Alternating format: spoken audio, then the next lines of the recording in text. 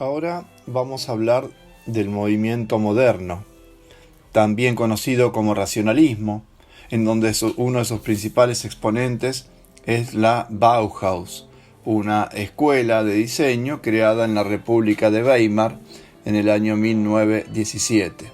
O sea, con esto podemos decir que el movimiento moderno o racionalismo ya ha cumplido más de 100 años. ¿Cómo reconocemos el racionalismo? Dado que ha sido una verdadera revolución dentro del mundo del diseño. Aquí sí se da un corte fundamental en la forma de diseñar del mundo antiguo, académico, incluso el Art Nouveau, en cualquiera de sus formas. Acá sí se da un corte revolucionario. Tan revolucionario es que muchos de sus creaciones, muchos de sus diseños, hasta el día de la fecha todavía son utilizados, comercializados y los vemos comúnmente en nuestras arquitecturas. Para comprenderlo, creo que lo mejor es si analizamos los postulados de, como les dije, una de las principales fuentes de difusión del movimiento moderno, que es la Bauhaus. Esta escuela de diseño tenía 3 postulados que los estudiantes debían jurar como si fuera una Biblia y respetar al momento de ponerse a diseñar. El primero de los postulados era la estrecha relación entre la forma y la función.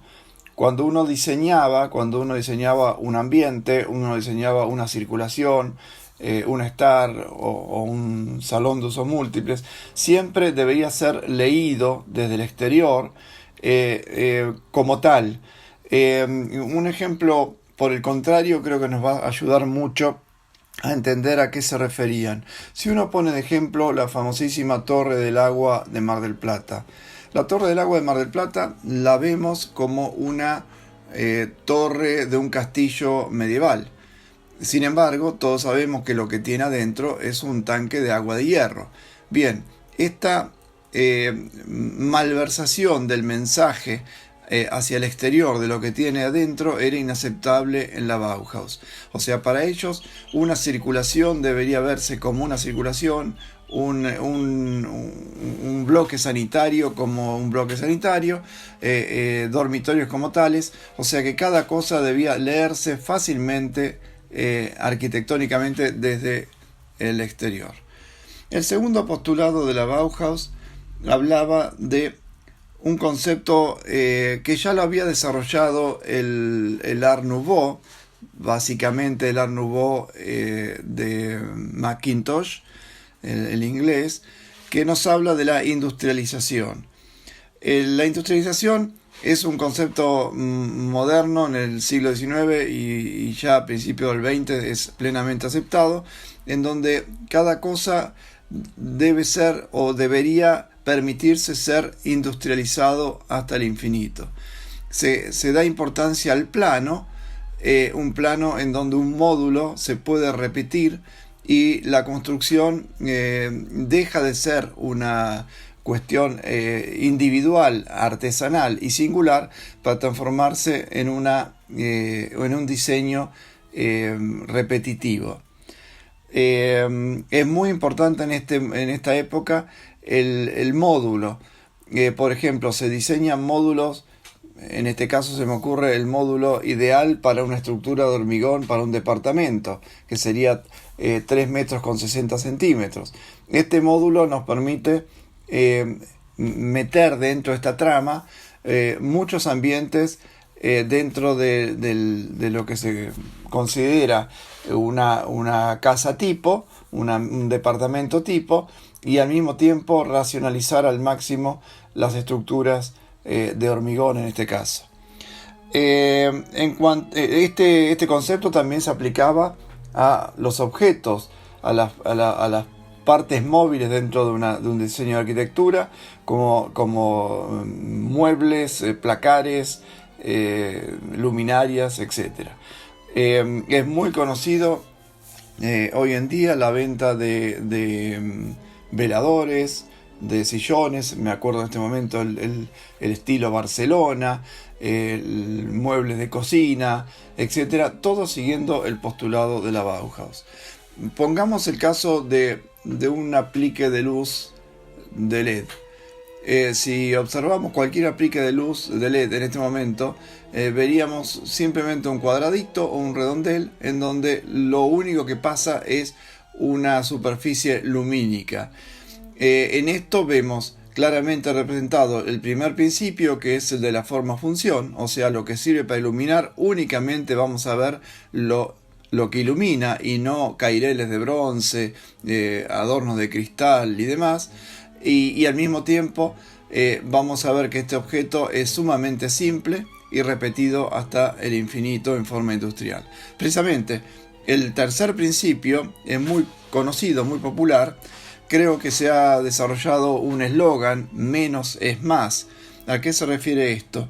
A que el objeto diseñado, ya sea de equipamiento o arquitectónico, debe estar absolutamente despojado de ornamento y su decoración lo más sencilla y simple posible. Acá hacemos una diferenciación entre ornamento y decoración, que no sé si todo el mundo entiende cuál es la diferencia. Ornamentación es un adorno que se le agrega a un ambiente o a un objeto de diseño. En cambio, la decoración es la forma que va a adoptar ese diseño en sí en relación a sus articulaciones. Doy un ejemplo sencillo. En un aula común de la universidad, tenemos como ornamentación muy poca, a lo mejor un crucifijo, o a lo mejor lo que los chicos del secundario o la primaria pegan en las paredes en forma de carteles o cuadros. En cambio, de decoración tenemos vigas, columnas, puertas, pisos, todo con una terminación superficial característica. Pero creo que en este caso queda bien claro a qué se refería la Bauhaus con ornamentación cero y decoración lo más sencilla y geométrica posible. En Argentina el movimiento moderno llegó primero de la mano de los de grupos de élite desde el punto de vista intelectual, y tardó bastante en popularizarse. Podríamos decirse que a nivel popular, si bien el movimiento moderno, como dije, nace a principios del siglo XX, llega en diversas oleadas a la Argentina, y para terminar de popularizarse en los años 50-60 con el movimiento de Casas Blancas.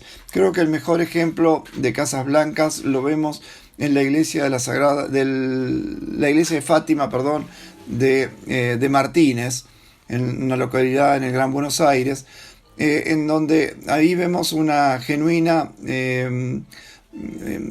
adaptación del movimiento moderno al gusto argentino y a la cultura argentina. También tenemos otros importantes ejemplos en los edificios del Automóvil Club, en general en todo el país. La casa hecha por Le Corbusier en La Plata, en donde se filmó una película conocida como El vecino de al lado. No quisiera dejar de lado la importantísima construcción que tenemos aquí en Mar del Plata, denominado Casa del Puente, explicada y